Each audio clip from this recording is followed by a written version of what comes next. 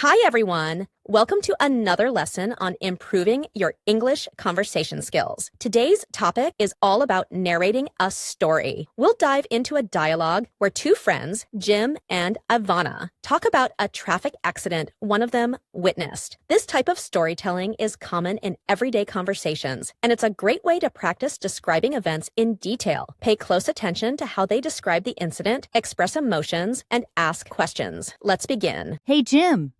You look a bit shaken up. Is everything okay? Oh, hey, Ivana. Yeah, I'm okay now, but I saw a pretty bad traffic accident earlier. It was intense. Oh, no. That sounds awful. Are you sure you're okay?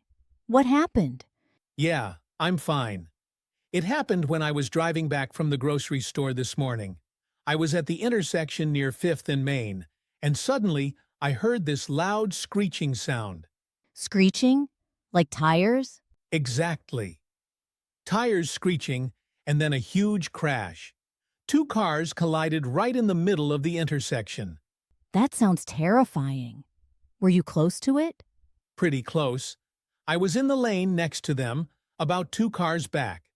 Thankfully, I wasn't in the intersection when it happened. Wow. That must have been scary to witness. What did you do? At first, I just froze. I think everyone did. It was so sudden. Then I pulled over to the side to see if anyone needed help. A few others did the same. That's really brave of you. Were the drivers okay? One of them seemed fine, just really shaken up. He got out of his car right away, checking himself and looking around. But the other drivers stayed in their car. Oh, no. Were they injured? It looked like it. Their car was pretty banged up. Front-end damage, the airbags were deployed, and they seemed to be holding their arm.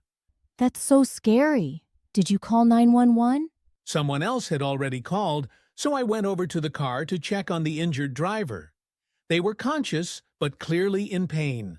I told them help was on the way and tried to keep them calm. That's such a good thing to do. It's easy to panic in situations like that. How long did it take for help to arrive? Luckily, it didn't take too long. The police and ambulance showed up within about 5 minutes. They moved fast, which was a relief. That's good. Did they have to take the injured driver to the hospital? Yeah, the paramedics helped them out of the car and onto a stretcher. They kept asking the driver questions to make sure they were responsive. It sounds like the paramedics knew exactly what to do. What about the other driver? He was okay physically, but I think he was in shock. The police were talking to him, trying to get his side of the story. Did you have to give a statement too?